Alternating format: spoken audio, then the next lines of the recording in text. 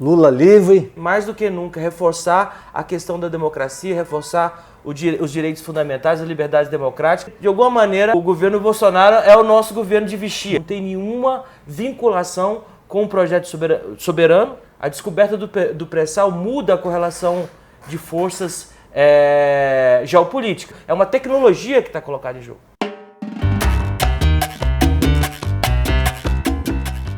Iniciamos nesse momento o nosso programa Conjuntura em Movimento. Eu sou Manuel Elídio Rosa, da direção da Intersindical, e junto o companheiro Pedro Ottoni, que também acompanha e tem conduzido aqui o nosso programa, né, Pedro? Sim. E a nossa conjuntura realmente está muito movimentada.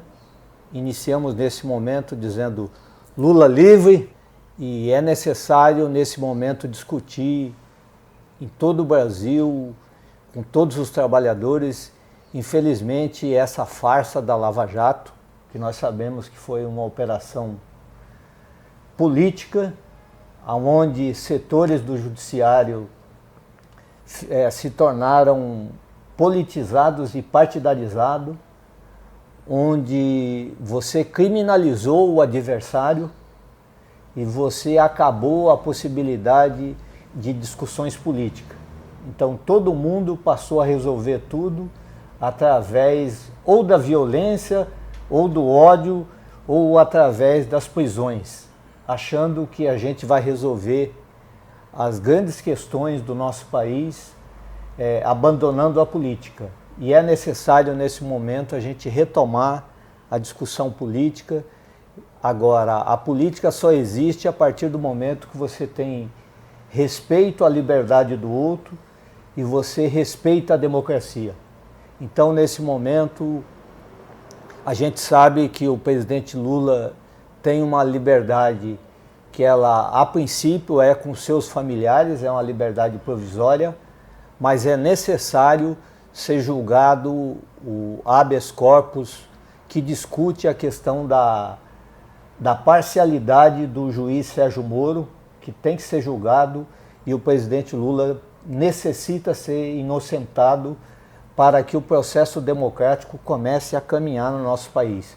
Então, queria, Pedro, que você iniciasse nesse momento, que é um momento de expectativa e de alegria também da nossa parte, que nós poderíamos falar da reforma fiscal, onde ele ataca duramente o funcionalismo público, e a questão das privatizações da Petrobras. Bom dia, né, Pedro? Bom dia, né? Bom dia, boa tarde, boa noite, né? Então, Mané, eu acredito que essa decisão do STF, ela vem no sentido de estar recompondo um pouco a legitimidade da própria instituição, porque o judiciário brasileiro, desde o golpe, tem sido um ambiente completamente controlado pelos interesses desse bloco golpista, né, que se reuniu em torno da Lava Jato, em torno da difamação e da criminalização da esquerda, da política, né? Da política, enfim. Então, ficou muito ilegítimo, né, as ações do judiciário. Então, eu acredito que há uma tentativa de recomposição. Evidentemente que a decisão que foi tomada no dia 7 agora, que proíbe a prisão em segunda instância, né? Então, quer dizer, garante que qualquer cidadão brasileiro, e não tem a ver só com Lula, né? Garante que qualquer cidadão brasileiro ele só seja preso depois de esgotado todos os recursos. Isso foi negado ao Lula. Foi negado a um conjunto de também condenados da Lava Jato. Então, como a gente já vem repetindo aqui várias vezes, a Lava Jato é um juízo de exceção. Ela abriu possibilidades para um tipo de intervenção do judiciário que está fora do nosso ordenamento jurídico, fora da nossa tradição jurídica. E a decisão do dia 7, ela tenta recompor isso. Agora, se há outras manobras colocadas também para manter o Lula preso ou para fazer com que ele retorne à prisão, enfim, isso ainda são dados que estão rolando no tabuleiro, eles estão girando no tabuleiro. Na minha opinião, acredito que nesse momento a campanha Lula livre deve ser reforçada. Temos de ganhar mais a opinião pública em relação à necessidade de libertação do Lula, a necessidade de criar uma condição, uma consciência, um espaço político que tenha um caráter democrático e antigolpista. Acho que esse é o sentido. Então, mais do que nunca, Lula livre, mais do que nunca, reforçar a questão da democracia, reforçar os direitos fundamentais, as liberdades democráticas, para que a gente possa desobstruir o cenário político e voltar a termos um tipo de intervenção um pouco mais livre do juízo de exceção, livre da Lava Jato. Que as forças políticas possam se organizar a partir da Constituição e não a partir do juízo instalado em Curitiba. Pedro, eu gostaria que você fizesse um comentário para a gente. Essa criminalização da política, ela foi feita com o intuito de atacar os direitos dos trabalhadores, que a gente tem acompanhado, terceirização, reforma trabalhista, reforma da Previdência, mas atacando, sobretudo, a soberania nacional. Aonde o país praticamente está sendo entregue às empresas multinacionais ou às nações estrangeiras. Que você fizesse um comentário para a gente, porque me parece que nós estamos vivendo uma fase... eu comparo isso como aquela república de Vichy, da França ocupada. Da França ocupada, onde as pessoas entram, passam a administrar um país sem nenhum amor pelo seu povo, pela sua soberania, e eles vão entregando, Pedro. Então, a gente analisa que esse governo Bolsonaro é demente, mas ele não é demente. Ele cumpre um papel objetivo. Né? Isso. Ele está entregando o nosso país para as outras nações. Que você fizesse um comentário, Pedro, sobre isso. Eu acho que a analogia é muito interessante e muito apropriada, né?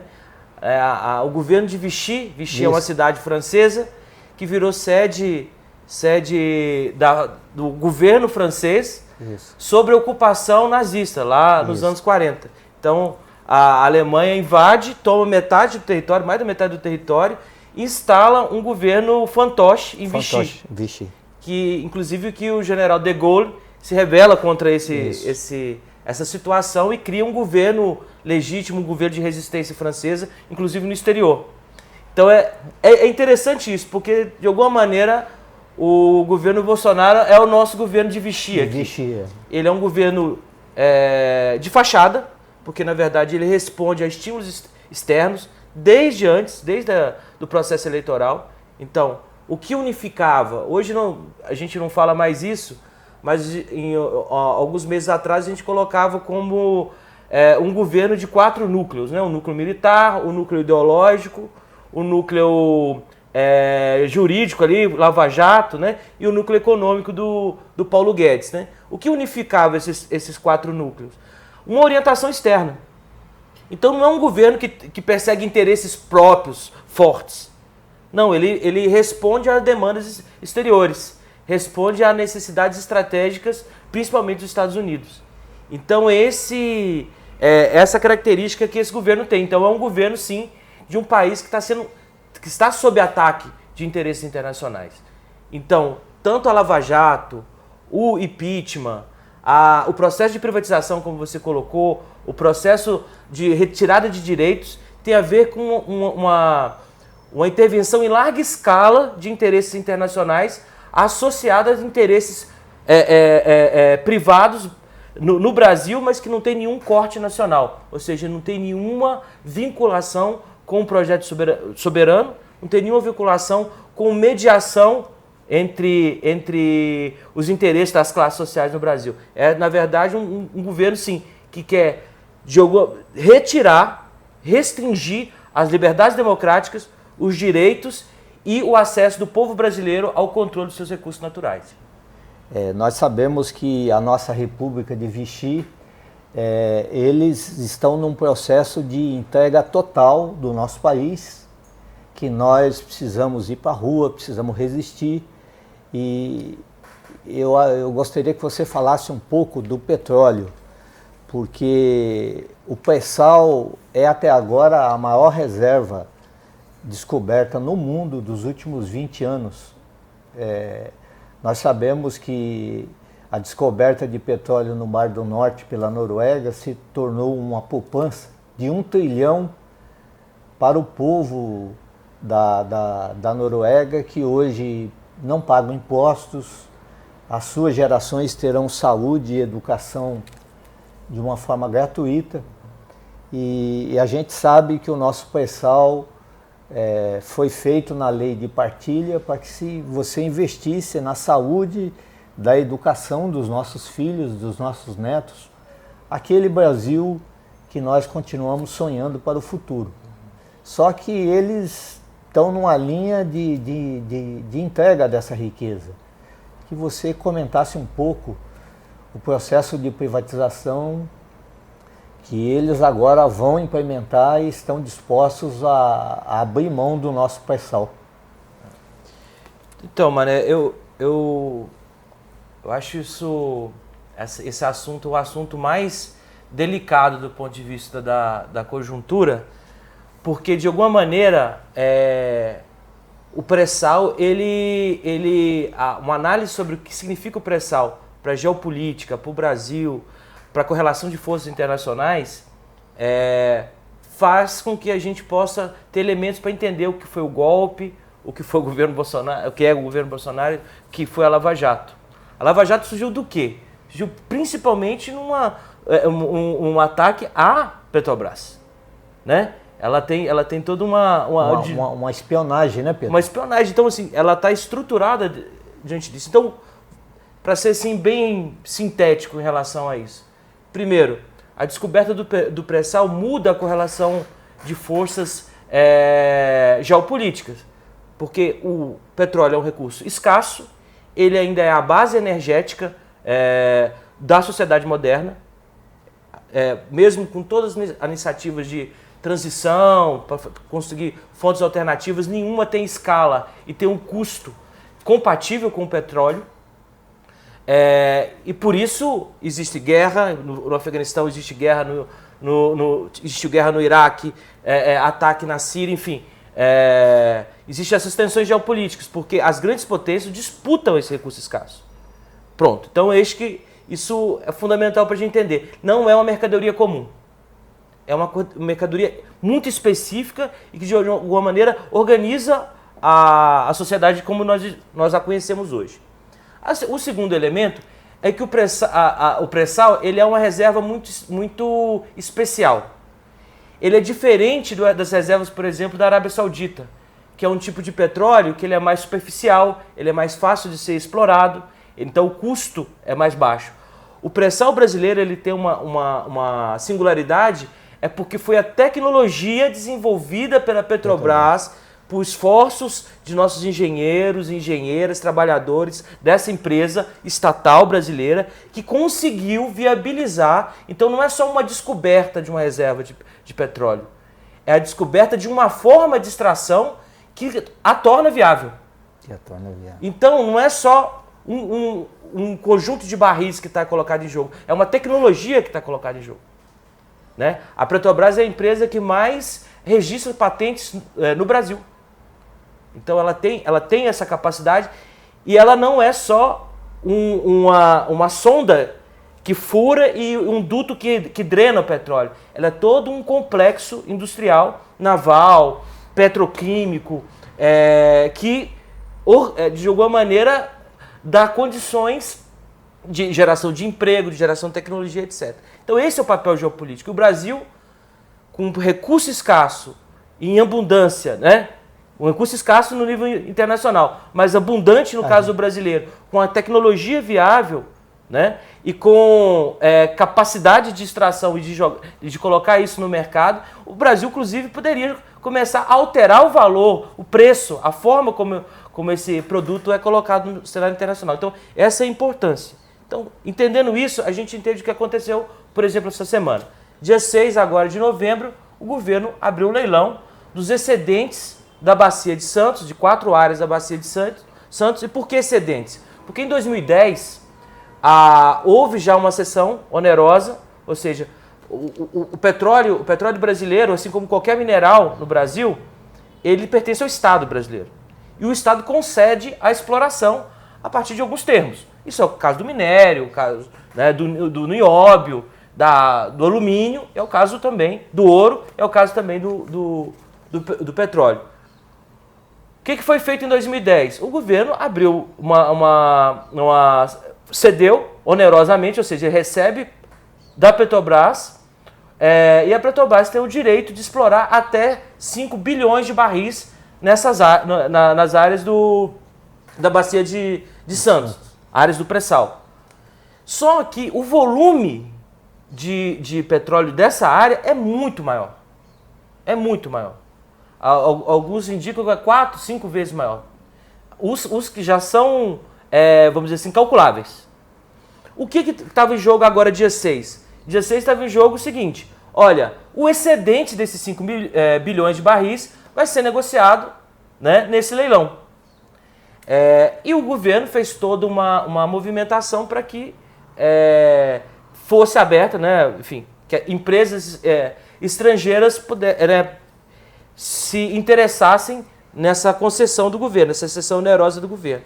O problema é que no dia 6 isso não aconteceu. No dia 6 foi a Petrobras, ela arrematou 90% do que estava sendo oferecido, que é coisa como 15 bilhões de barris, e 2 empresas chinesas em consórcio com a Petrobras pegaram 5% cada uma daquilo que estava sendo colocado a leilão. Ou seja, frustrou de uma certa maneira o mercado financeiro. Não o mercado financeiro, a expectativa do governo. Tá. E por que é importante a gente compreender o que aconteceu de uma maneira mais profunda?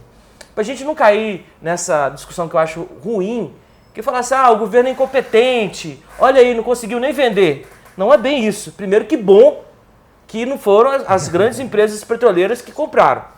Isso é um ponto. É um que recurso bom que não foi. Já descoberto, né, Pedro? É um recurso nosso, da Petrobras, né, que a Petrobras ajudou a desenvolver um recurso do povo brasileiro. Esse petróleo não é de ninguém além do povo brasileiro, certo? Então, esse é um ponto. Segunda questão, por que as empresas estrangeiras não participaram do leilão? Simplesmente porque teriam de desembolsar muito dinheiro, no início, até dezembro. E essas empresas, principalmente as privadas, elas têm acionistas que querem retorno a curto prazo. Ele não está pensando na extração do petróleo daqui a 10 anos, daqui a 5 anos, 10 anos, 15 anos. Eles não têm o raciocínio geopolítico, eles têm um raciocínio curto prazista. Ou seja, se eu tenho de desembolsar muito dos recursos da empresa agora, eu vou perder a curto prazo.